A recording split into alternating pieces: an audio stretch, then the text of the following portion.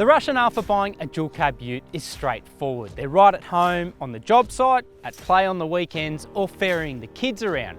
But the LDV T60 has the added advantage of undercutting most of its major rivals on price. So the question is it time to consider a Chinese-built dual cab? While it retails for $37,000 drive away, there are deals around as low as $32,000 for the LDV T60 Luxe driven here. The entry T60 Pro is better again, officially priced from $28,000 drive away. The T60 Luxe doesn't exactly skimp on equipment either. Heated seats, a big 10-inch touchscreen with Apple CarPlay and Android Auto, and basically electric everything. It's quite good. And forget any preconceptions you might have about the way that a Chinese car's put together, because this one's quite sound. It's got excellent storage, big door pockets, and the panel gaps are consistent throughout the interior. If anything, the reversing camera lacks clarity, and the native touchscreen menu is a little bit convoluted. But all in all, this would be an easy place to live. The T60's rear seat is better again, with legroom and headroom that would put many mainstream offerings to shame, plus rear air vents and ISOFIX child seat attachments. And unlike some offerings, including Nissan's Navara, which has a fabric top tether point, the LDV has hard-mounted points, which feel more secure.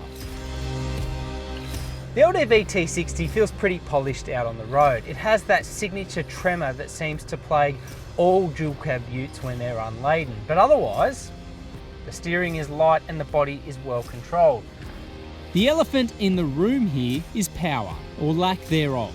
Even in isolation, the T60's 2.8 litre turbo diesel simply lacks the grunt of mainstream rivals. It has small outputs to begin with, and to make matters worse, a narrow rev band to operate within. Now, though it is down on power against key rivals, the drivetrain is smart in other areas. I really like the 6-speed gearbox. It's quite efficient at kicking down gears when you want it to. And also it gently sort of segues through the ratios to promote efficiency when you want that as well. The engine's lack of go forward was highlighted again with a 1.8 tonne load in tow.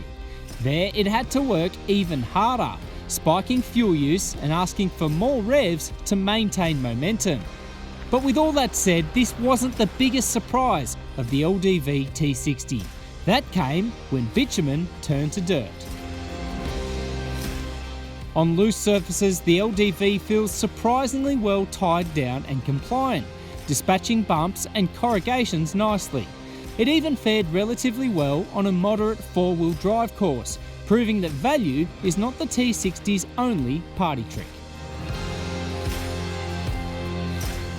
I've got to say, the LDV is one of those utes that's really grown on me the more time I've spent in it. And as our little experience on dirt has just proven, it's not afraid of Aussie conditions, and it is quite well considered in its overall ride and handling tuning. Throw in a 5-year warranty and decent after-sales prospects, and it does certainly sweeten the deal. You would hope in time as well that the resale value of the T60 will improve as a result of all of that. But back to the first question, would you buy one over a mainstream rival? Well, the problem is at the moment that the value equation for those utes is really strong as well, so probably not. But there are more and more reasons to consider utes like the LDV.